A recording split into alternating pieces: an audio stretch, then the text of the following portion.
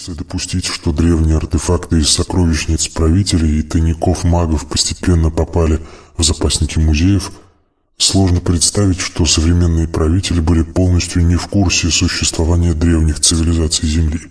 Поэтому естественно предположить, что существуют и на государственном уровне какие-то хранилища наиболее мощных и опасных артефактов. Вероятно, что самая большая коллекция должна принадлежать Ватикану. Очевидно, что в период утверждения христианства в Европе и построения готических соборов часть древних артефактов была найдена и помещена в специальные хранилища.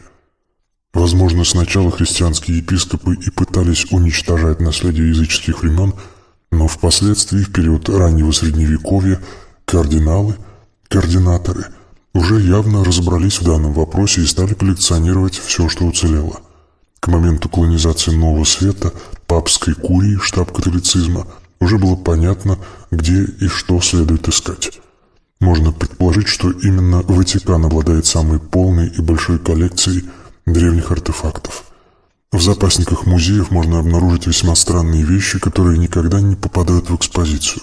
Например, найденные на Мальте в Гипогее останки более 3000 карликов, строителей мегалитов, а также найденные по всему миру останки великанов.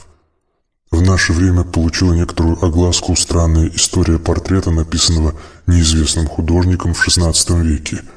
Портрет рыцаря в черном доспехе лежал в запасниках музеев и был переснят для каталогов, в которых числился под каким-то там порядковым номером. В наше время некий специалист, просматривая каталог, увидел этот портрет и опознал в нем Дарта Вейдера, персонажа «Звездных войн». Это могло означать только одно: в прошлое попал каким-то образом человек из нашего времени, и он послал в будущее свое сообщение. И тогда ученые задумались о возможности попадания людей из нашего или будущего времени в прошлое. Стали анализировать странные находки. Нашли швейцарские женские часы, произведенные в 30-е годы XX века, каким-то образом попавшие в древнее китайское захоронение, а также 2 велосипеда, обнаруженные в захоронении XII века на территории замка Ричарда Львиное Сердце.